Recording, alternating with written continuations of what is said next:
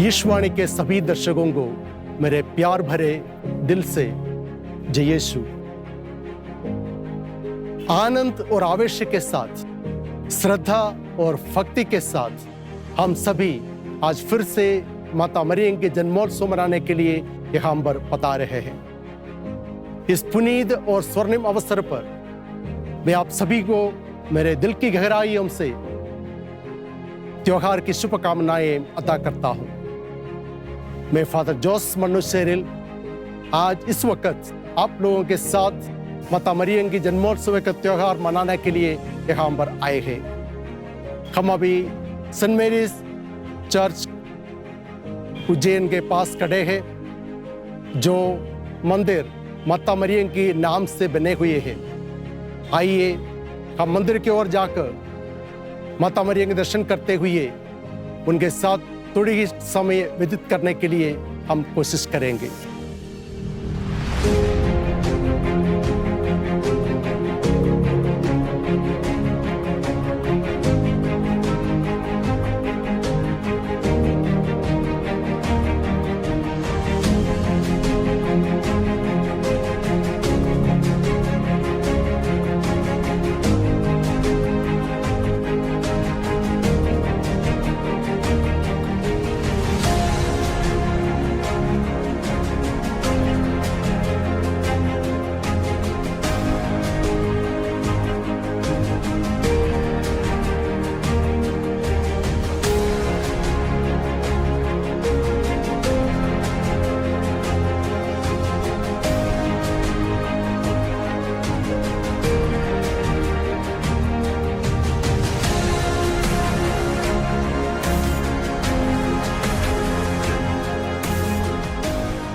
पवित्र कुंवारी मरियम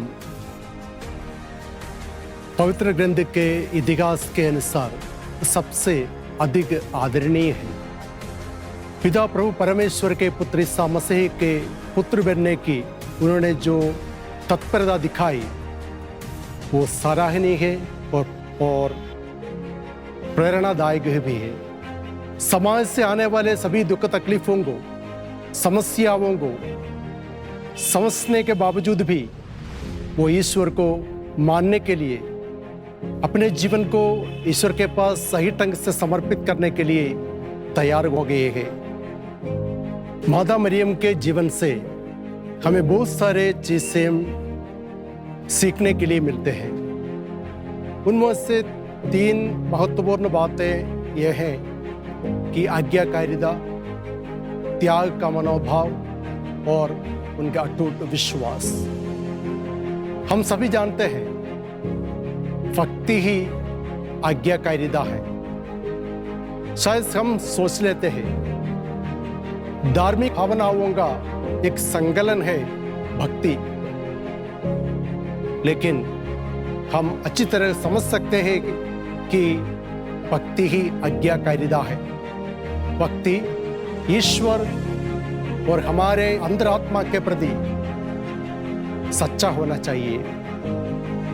यदि हम माता मरियम के जीवन की ओर और जीवन के साथ साथ एक सफर करेंगे तो हम अच्छी तरह समझ सकते हैं किस प्रकार माता मरियम अपने जिंदगी में आज्ञाकारिता बनकर ईश्वर के बातों को समझ लिया और उनको पालन करने के लिए किस प्रकार उन्होंने अपने जिंदगी द्वारा साक्ष्य दिया और जितना भी संदेश ईश्वर ने उन्हें दिए हैं वो सभी खुशी के साथ स्वीकार करते हुए, अनुसरण करते हुए ईश्वर के लिए अपने जिंदगी को अर्पित कर दिया। संत लूकास द्वारा घोषित सुसमाचार के अध्याय 1 26 से 38 तक वाक्यों में इस प्रकार बताया गया है कि छठे महीने स्वर्गदूत गब्रिएल ईश्वर की ओर से गलीलिया के नाजरत नामक नगर में एक कुंवारी के पास भेजा गया, जिसकी मांगनी दाऊद के घराने के यूसुफ नामक पुरुष से हुई थी और उस कुंवारी का नाम था मरियम। स्वर्गदूत ने उसके यहाँ अंदर आकर उससे कहा, प्रणाम प्रभु की कृपा पात्री, प्रभु आपके साथ हैं। वह इन शब्दों से घबरा गई और मन में सोचती रही कि इस प्रणाम का अभिप्राय क्या है। तब स्वर्गदूत ने उससे कहा, मरियम डरिए नहीं, आपको ईश्वर की कृपा प्राप्त है। देखिए, आप गर्भवती होंगी, पुत्र प्रसव करेंगी और उनका नाम ईसा रखेंगी। वे महान होंगे और सर्वोच्च प्रभु के पुत्र कहलाएंगे। प्रभु ईश्वर उन्हें उनके पिता दाऊद का सिंहासन प्रदान करेगा।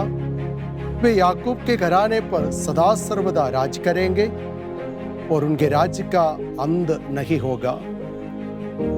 पर मरियम ने स्वर्गदूत से कहा, यह सब कैसे हो सकता है? मेरा तो पुरुष से संसर्ग भी नहीं। स्वर्गदूत ने उत्तर दिया, पवित्र आत्मा आप पर उतरेगा और सर्वोच्च प्रभु की शक्ति की छाया आप पर पड़ेगी। इसलिए जो आपसे उत्पन्न होंगे वे पवित्र होंगे और ईश्वर के पुत्र कहलाएंगे। देखिए, बुढ़ापे में आपकी कुटुंबिनी एलिसबेथ के भी पुत्र होने वाला है। अब उसका जो बांझ कहलाती थी छठा महीना हो रहा है, क्योंकि ईश्वर के लिए सब कुछ संभव है। मरियम ने कहा, देखिए, मैं प्रभु की दासी हूँ, आपका कथन मुझ में पूरा हो जाए। स्वर्गदूत ने उनके पास से चले गए। स्वर्गदूत के संदेश के घबराने के बावजूद भी माता मरियम प्रभु ईश्वर को सही ढंग से जवाब देकर अपने सच्चे भक्ति को प्रदर्शित कर दिया और इस प्रकार सच्चे आज्ञाकारिता का उदाहरण हम सबको दिखाया। प्रभु ईश्वर के आज्ञाओं को पालन करते हुए अपने आप को ईश्वर के पास अर्पित किया। ठीक उसी प्रकार हमें भी उसी प्रकार का आज्ञाकारिता के साथ प्रभु मसीहा के साथ हमेशा होना है।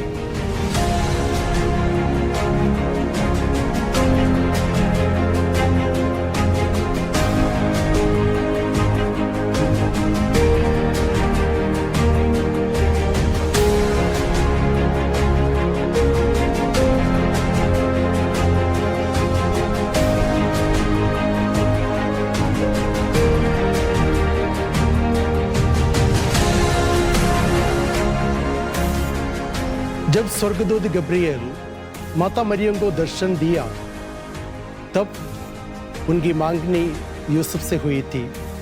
माता मरियम गर्भवती होने के कारण उनके और संत यूसुफ के संबंधों में परेशानियां आने लगी। इसलिए संत यूसुफ ने सोचा चुपके से मरियम को परित्याग कर दे। ऐसे वो सोच ही रहा था कि प्रभु ईश्वर दर्शन देख के उनसे हस्तक्षेप लिया। लेकिन ये जो परेशानी माता मरियम के जिंदगी में आई थी वो सिर्फ एक शुरुआत थी।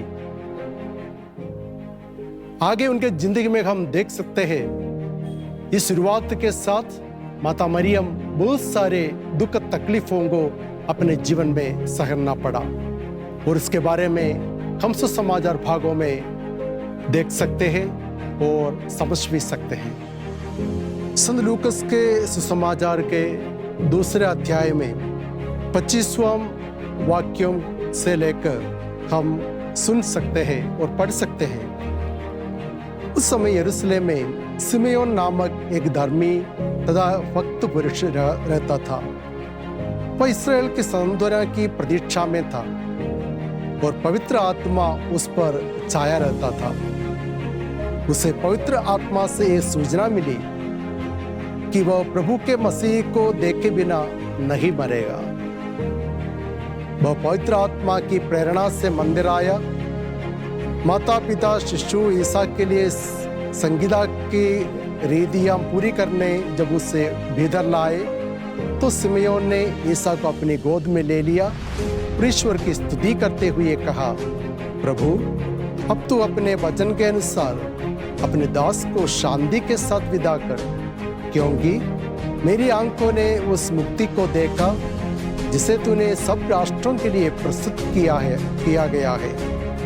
ये गैर यहूदियों के प्रबोधन के लिए ज्योति है और तेरी प्रजा इस्राएल का गौरव।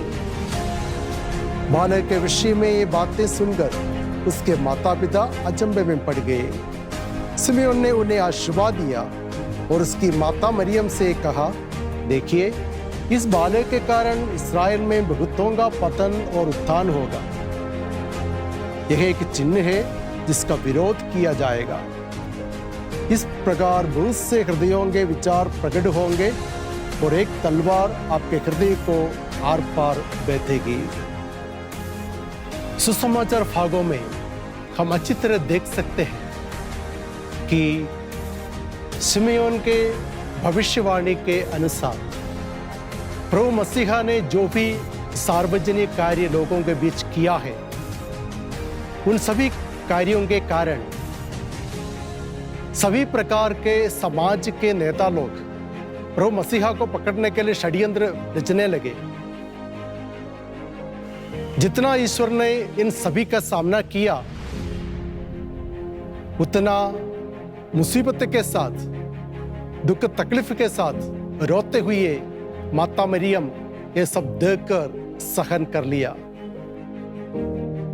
ये बात पक्का है कि माता मरियम को मालूम थी कि उनके आगे की जिंदगी में क्या क्या होने वाला है, किस प्रकार लोग उनके विरुद्ध हो जाएंगे, किस प्रकार लोग उनके भला कार्य को अपनाएंगे, किस प्रकार राजनीतिक के लोग इसको बहिष्कार करने के लिए सोचेंगे।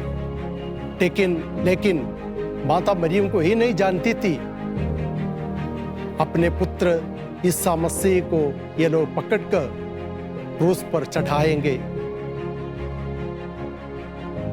जब भी ऐसा मौका उनके जिंदगी में आए,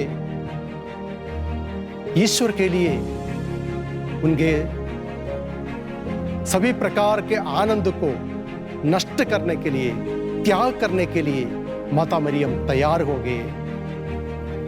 यह है माता मरियम की जीवन की महानता। जब हम अपने जिंदगी के सौभाग्यों को, अपने जीवन के आनंद को त्यागते हुए प्रभु मसीहा को अपने शरीर में, अपने दिल में लेने के लिए तैयार हो जाते हैं, तब हम ईश्वर के प्रीति पात्र बन जाते हैं। तभी हम ईश्वरीय अनुभव अपने जिंदगी में कर सकते हैं।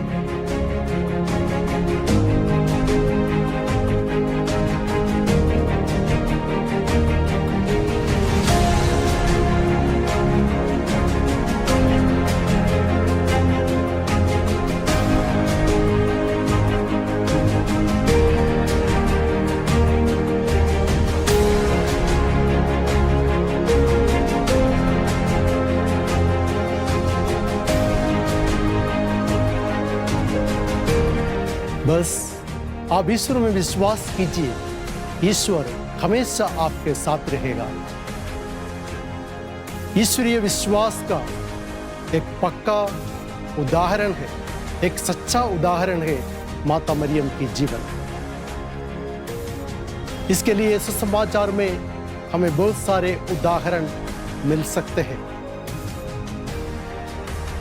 संत यूहन्ना के सुसमाचार के दूसरा अध्याय में काना के विवाह भोज के बारे में हम इस प्रकार पढ़ते हैं कि गलीलिया के काना में एक विवाह था।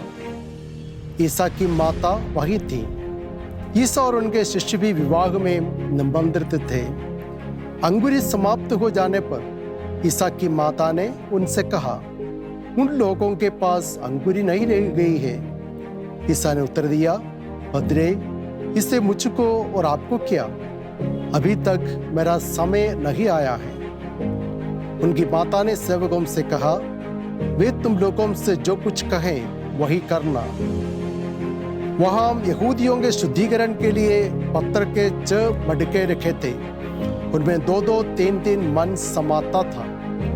ईसा ने सेवकों से कहा, मटकों में पानी भर दो। सेवकों ने उन्हें लबालब भर दिया। फिर ईसा ने उनसे कहा, अब निकालकर भोज के प्रबंधक के पास ले जाओ। उन्होंने ऐसा ही किया। प्रबंधक ने वह पानी चखा जो अंगूरी बन गया था।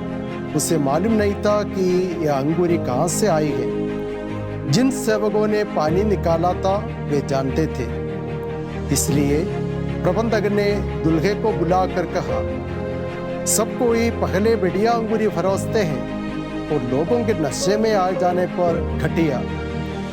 आपने बढ़िया अंगूरी अब तक रख छोड़ी है। प्रभु ईसा मसीहा का जवाब कुछ भी हो, माता मरियम ये पक्का विश्वास करती थी कि मैं जो भी उनसे मांगूंगा वो सब मेरे लिए और मेरे समाज के लोगों के लिए ईश्वर वही प्रदान करेंगे। शायद हमारे दिल में ये शंका प्रकट हो सकता है और कोप हमारे मन में ऐसा महसूस करेंगे कि प्रभु मसीहा क्यों इस प्रकार का एक जवाब माता मरियम को दिया। शायद हम सोचेंगे कि प्रभु मसीहा उनको परीक्षा लेने के लिए इस प्रकार जवाब दिया कि पदरे मुझे और आपको क्या, मेरा समय अभी तक नहीं आया है। लेकिन ये परीक्षा करने के लिए नहीं, बल्कि माता मरियम को यह पक्का विश्वास थी कि वो जरूर उनके लिए, उनके परेशानियों को दूर करने के लिए उनके साथ देगा। माता मरियम को यह पक्का विश्वास थी कि ये जो परिवार के लोग उनके मुसीबत में जो परेशानियों का सामना कर रहे हैं, वो परेशानी उनके परेशानी है। वो अपने परेशानी समझकर उस परिवार लोगों के लिए उन्होंने विनती की और मसीहा ने पहला चमत्कार दिखाते हुए उन परिवार लोगों के बदनामी से उनको बचाया। मेरे भाई और बहनों, जब हम माता मरियम के त्योहार मनाते हैं, हम भी इस प्रकार का विश्वास के साथ, मजबूत विश्वास के साथ, अटूट विश्वास के साथ ईश्वर के पास जाएंगे। अपने सपनों को, अपने इच्छाओं को, अपने आग्रहों को ईश्वर के पास अर्पित करते हुए विनती करेंगे कि प्रभु ईश्वर मुझे भी ऐसे विश्वास दे, ताकि मैं अपने साथ रहने वाले सभी लोगों के परेशानियों को अपने दिल में लेते हुए उनके लिए मध्यस्थता करूं, उनके लिए प्रार्थना करूं और विश्वास के जरिए मेरे जिंदगी में माता मरियम के मध्यस्थता से प्रकाश लाकर दूसरों तक उनको बांट सकूं।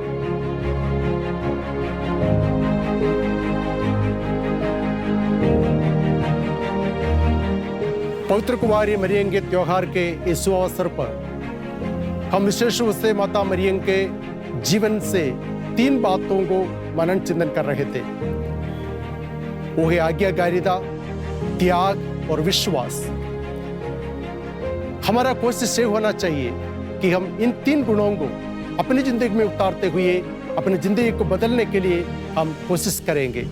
साथ ही साथ हम उन्हीं से मध्यस्थता लेकर ईश्वर के पास जाएंगे, ताकि हम हमेशा ईश्वर के छत्र छाया में बने रहते हुए दूसरों के लिए भला कार्य करते हुए अपने जिंदगी में जो भी नष्ट करना है वो नष्ट करते हुए भी ईश्वर के पाने के लिए हम ईश्वर से विनती करेंगे। एक बार फिर से आप सभी को त्योहार की बधाई हम अदा करते हुए हम ईश्वर से अनुग्रह प्राप्त करते हैं। ईश्वर आप सभी को आशीष प्रदान करें।